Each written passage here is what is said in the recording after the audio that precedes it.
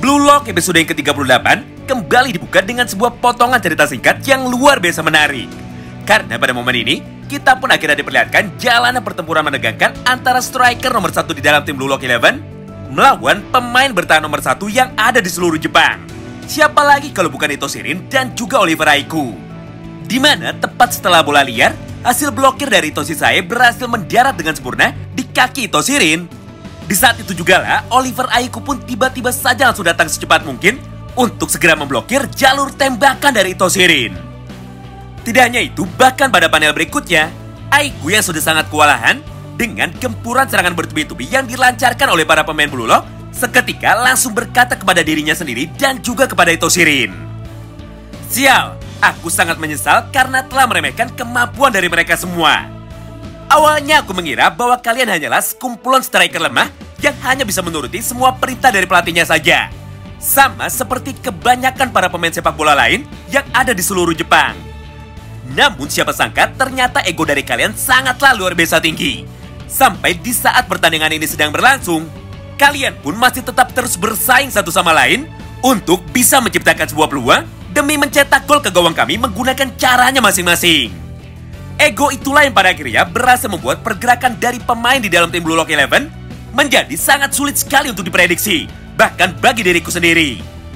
Atau di dalam dialog aslinya, Oliver Aiku menyebut para pemain Blue Lock sebagai sekumpulan binatang buas yang sangat kelaparan.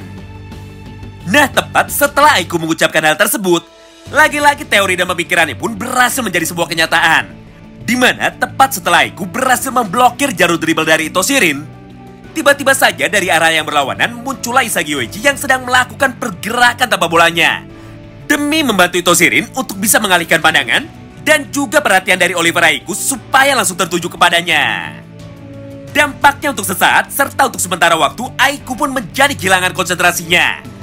Sampai pada panel itu, dia pun terpaksa harus membuat sebuah pilihan penting, yaitu antara menutup jalur umpan Rin kepada Isagi Yoichi atau maju untuk langsung merebut bola itu.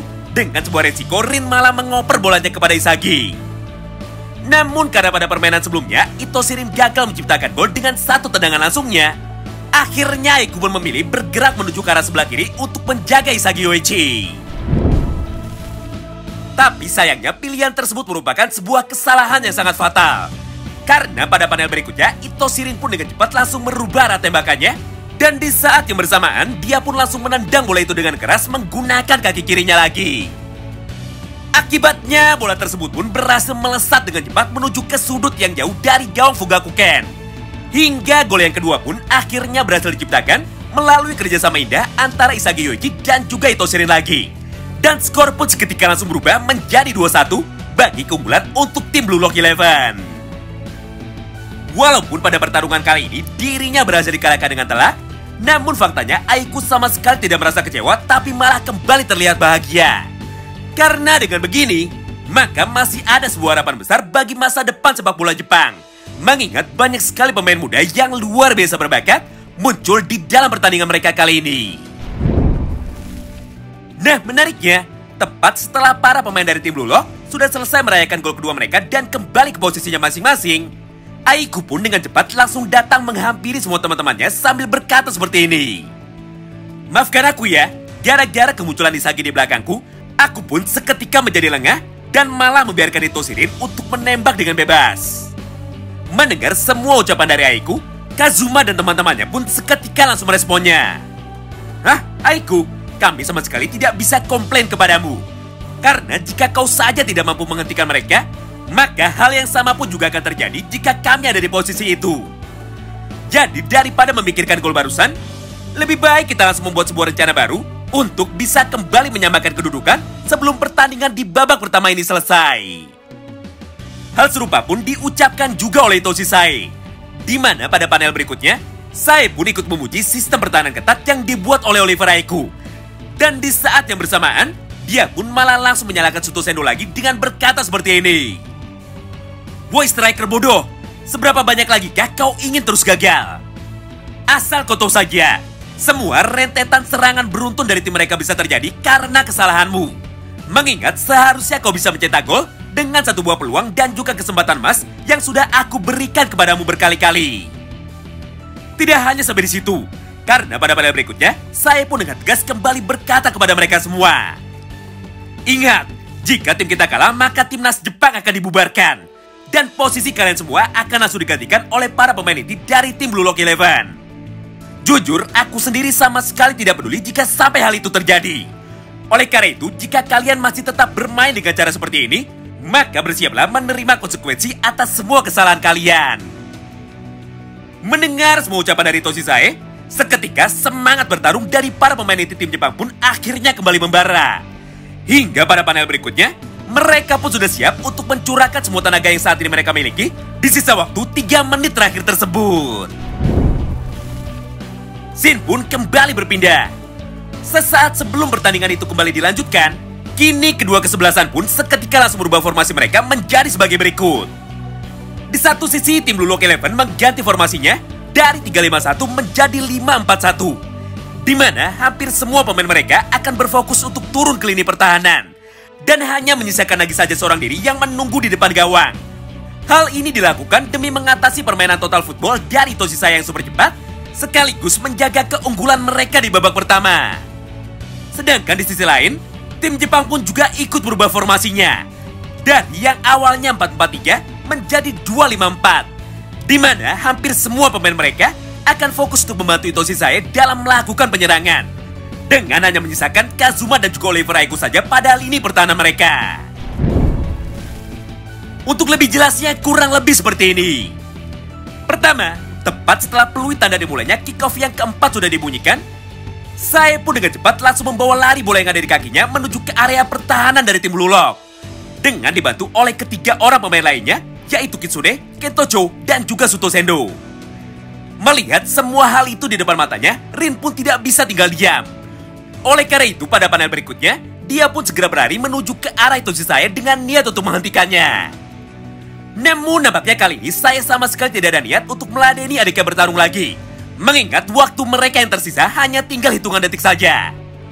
Oleh karena itu, saya pun segera mengoper bola itu menuju ke arah Kitsune yang pada saat itu sedang berdiri pada posisi bebas tepat di samping saya.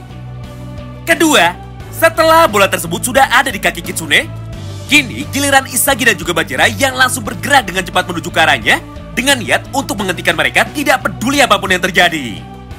Tapi lagi-lagi hal yang serupa malah kembali dilakukan oleh Kitsune. Karena pada momen ini, dia sama sekali tidak ada niat untuk melewati Isagi dan juga Bajira dengan seorang diri. Namun sebagai gantinya, dia pun malah langsung melakukan serangan kombinasi bersama dengan Toshizae. Dengan menggunakan umpan pendek 1-2 untuk bisa melewati penjagaan ketat dari para pemain lini tengah yang ada di tim Blue Lock Eleven. Sebelum pada akhirnya bola itu pun langsung dikirimkan lagi menuju ke arah Kento yang kebetulan pada saat itu sedang dijaga dengan ketat oleh Nico Iki.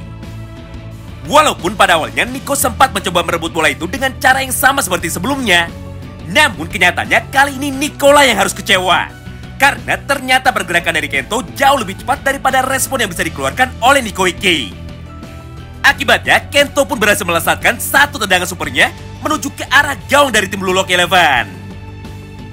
Beruntung pada momen itu ada Gagamaru yang mampu menebak dengan akurat kemanakah arah tembakan tersebut. Hingga pada akhirnya dia pun berhasil menepis dengan sempurna tembakan dari Kentocho. Dan bola pun seketika langsung terpental menuju ke sisi sebelah kanan lapangan.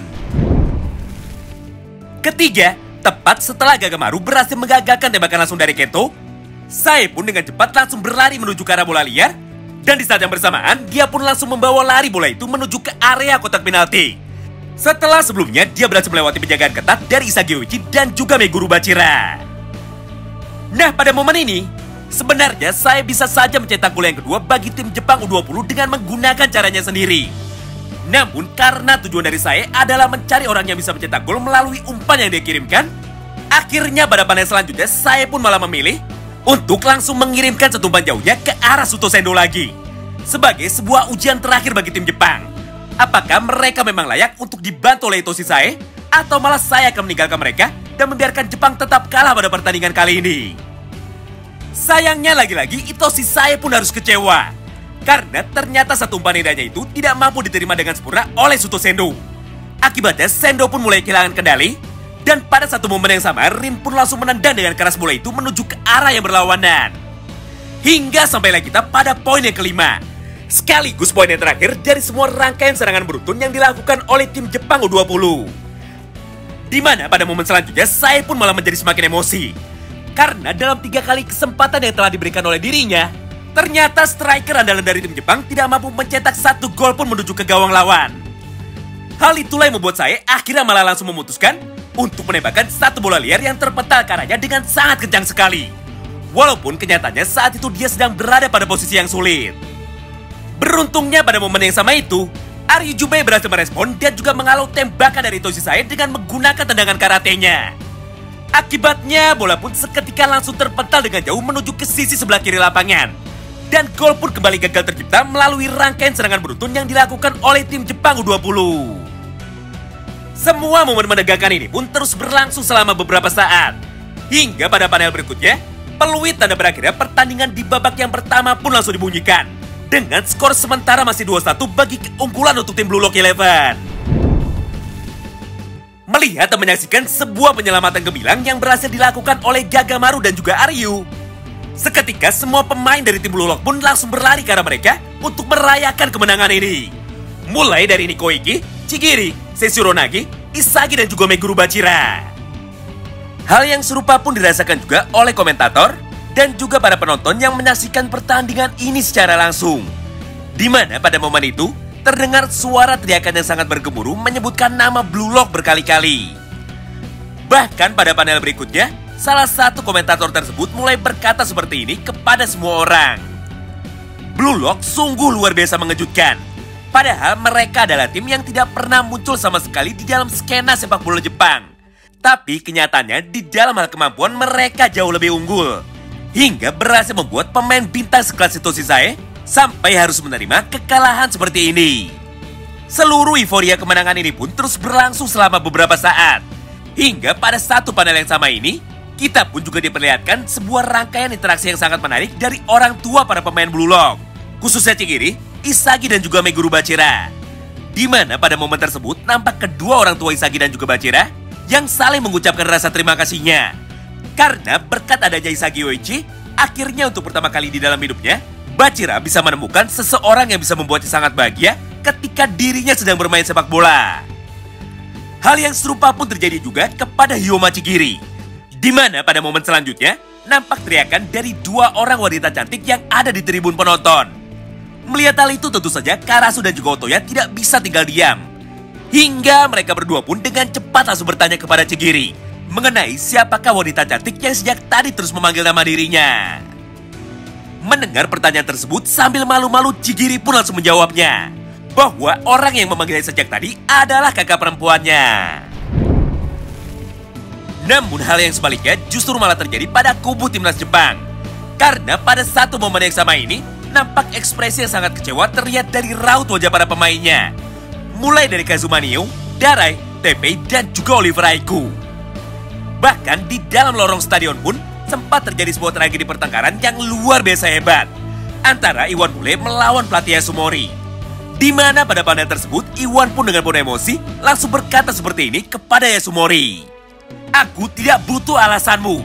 Yang jelas di dalam pertandingan ini aku ingin Blue Lock segera dihancurkan. Wow, menarik banget ya. Sayangnya seluruh isi cerita terbaru dari Blue Lock episode ke-38 harus berakhir sampai di sini. Tepat ketika pertarungan antara kedua tim di babak yang pertama sudah selesai. Dengan skor sementara 2-1 bagi keunggulan untuk tim Blue Lock. Tentu saja bagi kalian yang penasaran tentang bagaimanakah kelanjutan kisah dari Isagi Yoichi, nantikan terus ya update selanjutnya di channel ini. Terima kasih banyak yang sudah simak video ini sampai habis dan salam baku hantam.